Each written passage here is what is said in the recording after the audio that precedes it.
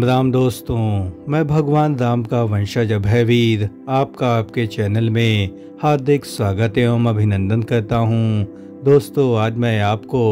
3 मंजिला बन रहे प्रभु श्री राम के दिव्य अलौकिक मंदिर के द्वितीय तल के निर्माण कार्यों के साथ ही राम मंदिर के सबसे पवित्रतम स्थान यानी गर्भगृह के शिखर पर लगने वाले विशालकाय ध्वजदंडों के निर्माण कार्यों के संदर्भ में सबसे नवीनतम एवं एक्सक्लूसिव जानकारी प्रस्तुत करूंगा।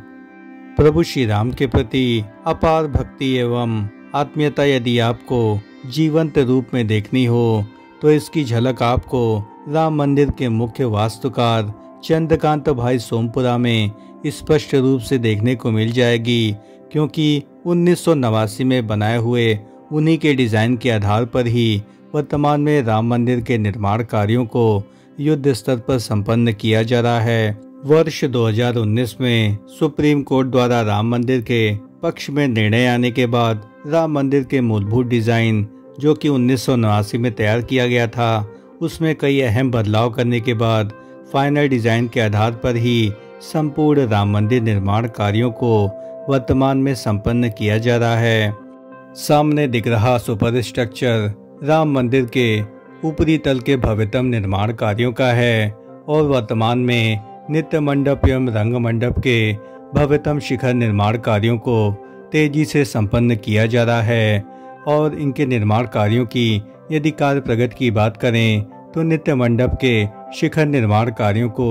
लगभग 90% के आसपास पूर्ण कर लिया गया है। सामने दिख रहे राम मंदिर के सुपर स्ट्रक्चर को यदि आप ध्यानपूर्वक देखेंगे तो पूर्व से पश्चिम दिशा की ओर इसमें जो मंडपों की ऊंचाई है यानी इनका जो आकार है वह क्रमशः बढ़ते हुए क्रम में है। यानी जो सबसे छोटा मंडप है जो कि नित्य मंडप कहा जाता है, उसकी जो ऊंचाई है वह रंग मंडप से काफी अधिक कम है और इसे अर्धचंद्राकार आकृति में बनाया जा रहा है, जो कि एक अर्ध व्यास की तरीके से होगा। और इसके बाद जो रंग मंडप का स्ट्रक्चर है वह नित्य मंडप से काफी अधिक ऊंचा और भव्य बनाया जा रहा है और इस पर कई लेयर्स में इसके निर्माण कार्यों को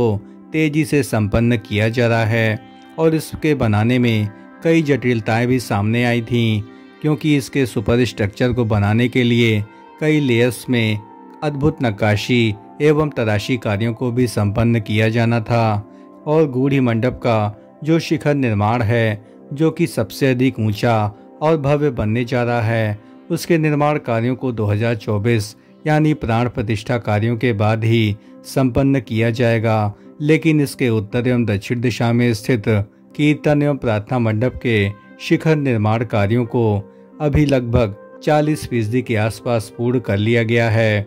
श्री राम जन्मभूमि ट्रस्ट द्वारा प्राप्त जानकारी के अनुसार कीर्तन एवं प्रार्थना मंडप के शिखर निर्माण कार्यों में कई नए बदलाव किए गए हैं। प्राण प्रतिष्ठा के पहले इन दोनों मंडपों के निर्माण कार्यों को पूर्ण करने के लिए सबसे पहले वर्कफोर्स को काफी अधिक बढ़ा दिया गया है और साथ ही इसके आंतरिक भाग में लगने वाली शिलाओं को भी, जो कि घुमावदार आकृति की हैं, उनको भी अब लगाने का काम जल्द ही आरंभ कर दिया जाएगा।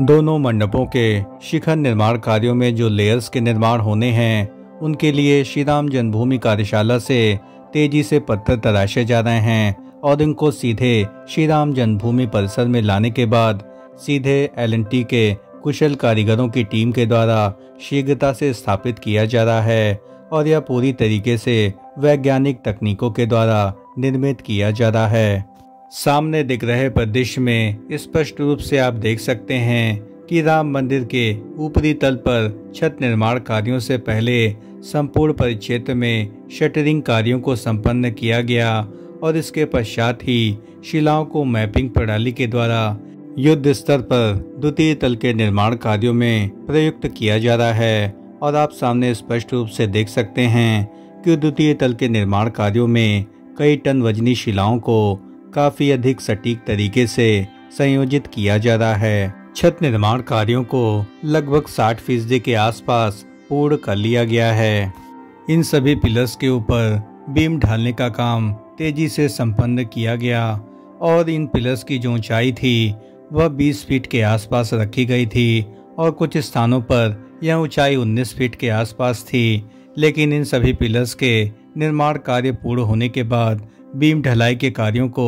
अब लगभग 15 दिन पहले ही पूर्ण किया जा चुका है और इसके पश्चात ही यहाँ पर छत ढलाई की प्रक्रिया को युद्ध स्तर पर आरंभ कर दिया गया और वर्तमान में 60% के आसपास सभी शिलाओं को राम मंदिर के ऊपरी तल की छतों पर स्थापित किया जा चुका है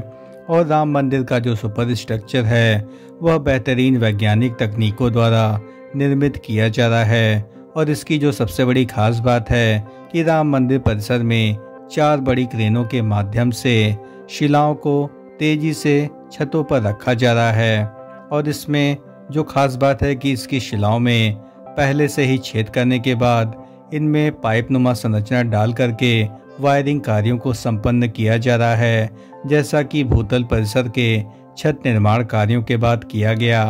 और इसमें जो सबसे बड़ी खास बात दूसरी है कि इसके छत निर्माण की प्रक्रिया में गूढ़ी मंडप एवं गर्भगृह के मध्य भव्य राम दरबार को भी विकसित किया जाना है। और राम दरबार के बारे में कहा जाता है कि यहाँ पर प्रभु श्री राम के साथ साथ उनका संपूर्ण परिवार उपस्थित रहेगा, जिसमें राम भक्त हनुमान भी अहम रूप में विराजमान होंगे। और इस राम दरबार को विकसित करने के लिए सबसे पहले यहाँ पर विग्रहों के निर्माण प्रक्रिया को श्री राम जन्मभूमि कार्यशाला में संपन्न किया जा रहा है। जितने भी मंडप हैं उनके किनारे के क्षेत्र को पूरी तरीके से छोड़ दिया गया है, क्योंकि इन पर शिखर निर्माण की प्रक्रिया होनी है।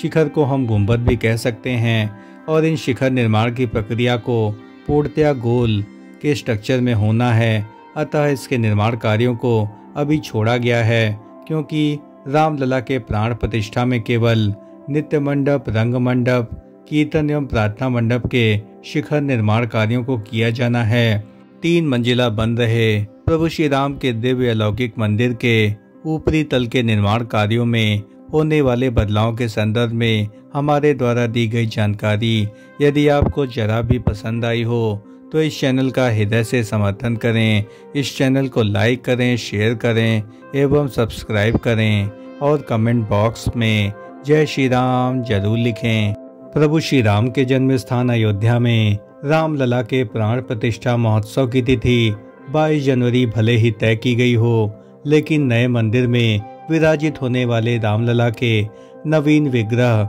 यानी मूर्तियों के चयन पर अभी भी सस्पेंस बरकरार है एवं श्री राम जन्मभूमि तीर्थ क्षेत्र ट्रस्ट के अनुसार यह निर्णय किया जा चुका है और इस निर्णय को जल्द ही सार्वजनिक भी किया जाना बाकी है। और इसके कारण द्वितीय तल के गर्भगृह में प्रतिष्ठित होने वाले राम दरबार अथवा परिवार के विग्रहों का निर्माण कार्य भी अभी रुका हुआ है। और वैसे जयपुर के मूर्धन्य मूर्तिकार सत्यनारायण पांडे जी का कहना है कि उन्होंने राम दरबार के विग्रहों का निर्माण कार्य प्रारंभ कर दिया है।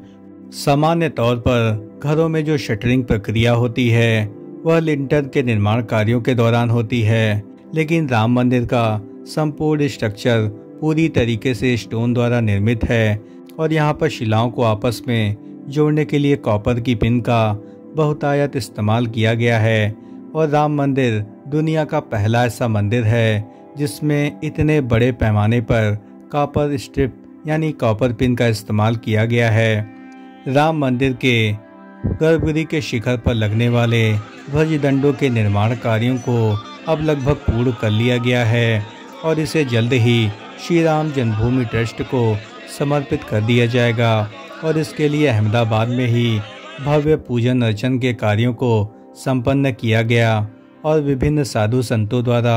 इसके पूजन अर्चन के पश्चात अब जल्द ही श्री राम जन्मभूमि ट्रस्ट द्वारा अनुमति मिलने के बाद ही इसे अहमदाबाद से अयोध्या की ओर रवाना कर दिया जाएगा। और आपको यह जानकारी होगी कि यह ध्वज दंड